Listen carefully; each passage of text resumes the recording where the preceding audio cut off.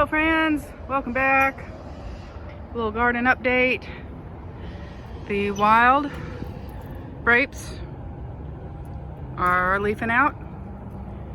They're in a somewhat protected spot here close to the house, so I would have thought they'd have been ahead of the tame grapes. What are you supposed to call them? Cultivated, but they're not, which is interesting. Wild plants are more conservative. They're going to take better care of themselves. Look at the paper whites, aren't they lovely? They make me so happy. So I've been learning lately about another weed that I do need to pull out of my garden. It's called chervil. It was brought over to be decorative and of course escaped. The cilantro's doing really nicely. Makes me happy. It's going to bolt soon. It's been warm yesterday and today. 70s yesterday, supposed to be 80s today. Supposed to rain tonight. Really good rain, so that's promising. Ooh, there's mouse ear chickweed, which is not useful. So this is how I like to weed. Take hold of the plant and then sort of work my fingers down to the base and pull it all up. So it's sort of like a finger over finger kind of thing.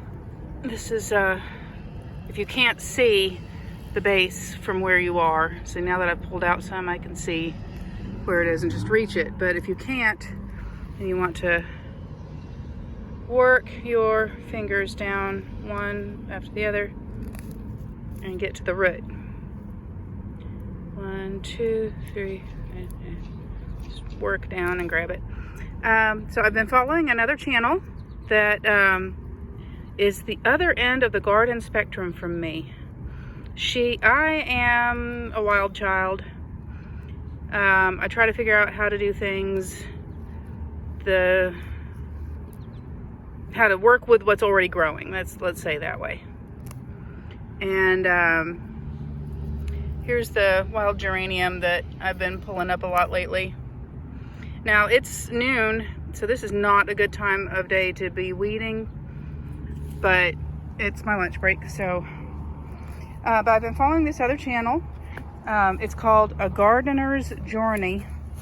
She's also in Tennessee, and she gets all the good tools.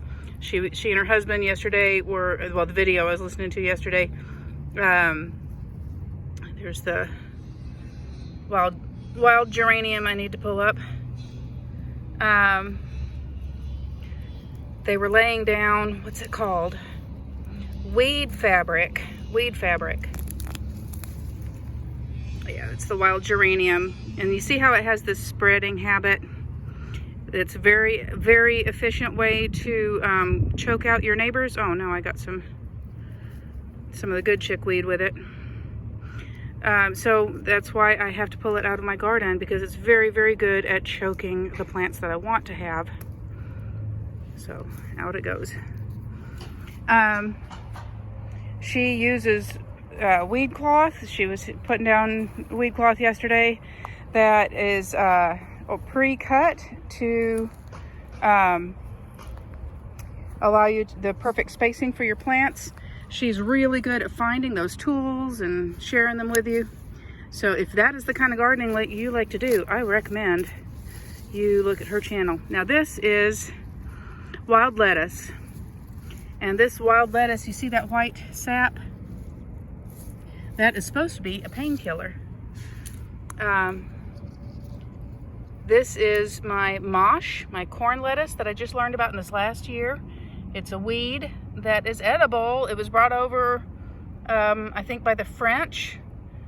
And it's past the tasty date now. Oh, there's a baby tree. Gotta go. Sorry, no baby trees. So it has bolted. When a plant bolts, it grows long stems so it can stick its flower way up and attract the pollinators. A couple weeks ago, this would have been about half that height or even less. And it was all compact, just leaves. And I just ate the heck out of it this winter. I've also been eating the violet leaves. Here's another weed. Gotta come out.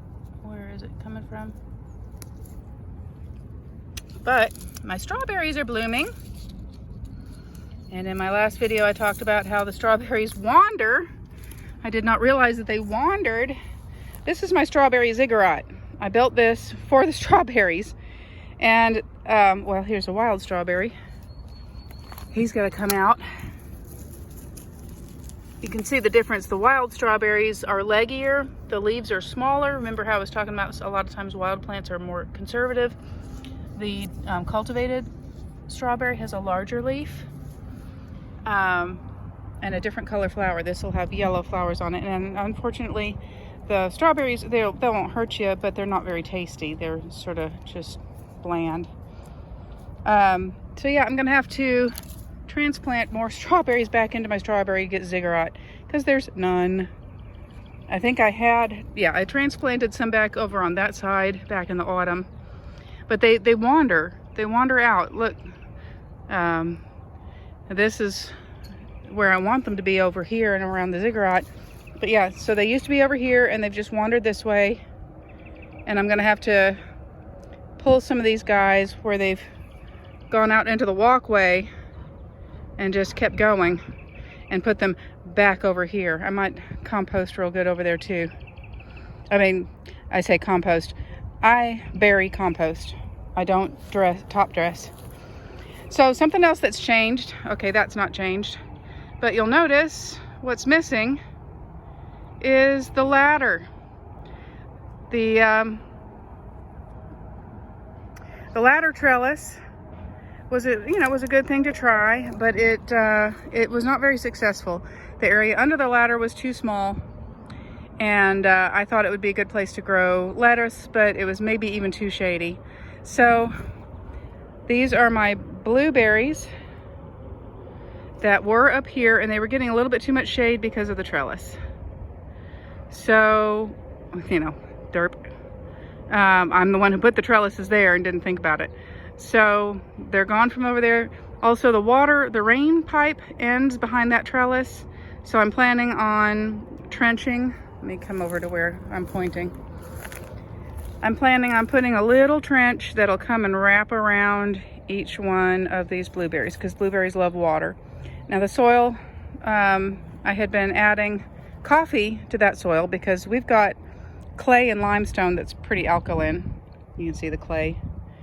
So I'll bring coffee out. I also put coffee on my grapevines. You can see lots of coffee grounds from the last time I poured out. We saved them. Oop, more geranium. See, here it's easy to see the geranium because there's not much going on over here. Now this one makes me a little bit sadder, but maybe not. This right here is goldenrod, which is native and excellent for pollinators. They love it. It gets blamed for being ragweed. It is not ragweed, so don't trust the people who tell you that it is. Here's another tree that some squirrel has planted in my garden. I am so sorry. I'm also thinking about moving or maybe just removing this wild rose. It was the root base for a fancy rose. The fancy rose died. That was the graft that had been grafted on top. So I've been letting it grow because it attracts the pest, the Japanese beetles. It attracts them, and then I know when they attack this, I know that they're out. But then they leave that for the grapes. They get all over the grape leaves. And the problem with the rose, of course, is the thorns. So I cannot easily work around this area. That's one of the reasons that the goldenrod has infested over here, because I can't get in there to weed.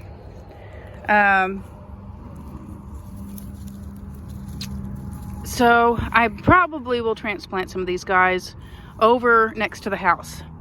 So next to the house, I don't put any food there because this is an old house and those railroad ties probably had creosote that has contaminated the soil. So that is just flowers up there. You can see the Maximilian sunflowers are coming back. That's awesome. So here's my other project though. I transplanted curly dock. The curly dock is another weed that turned out to be something that people had brought over from Europe because it's used as a green and the roots are used as medicine. Now they're looking kind of sad right now because it's warm and they're transplants, but it's supposed to rain like all night tonight, so I think they will be fine. So yeah, look at the grapes already graping out. Look at them little baby grapes, little tiny baby grapes, and grape leaves. These grape leaves will get huge. The reason I don't eat these grape leaves is because they're hairy. The wild grape leaves are much better, and they're my greens during the early part of the summer. So I brought my shears because I've got privet growing over here. Privet seeds very freely. It is also very invasive, so I have to, if it's a young one that I've discovered for the first time, I can just pull it up, but most of these have grown back. I just have to keep cutting it. There's my trillium. Here's something else I have to cut. This is another invasive. Trillium is not invasive. Trillium is native and beautiful. Now this also beautiful plant is some sort of relative of clover, and I let it grow last year because it's so pretty. And then of course find out that it is a serious invasive. And considering how quickly it grew, I was not surprised, just kind of bummed. I was hoping it was going to be native, and it was not. It's not. It's terrible. Terrible. This is also where I had a crepe myrtle. Crepe myrtle is a Korean plant. Very beautiful. It's called the lilac of the south. It doesn't have the scent that lilac has got, but it's, oop, there's another.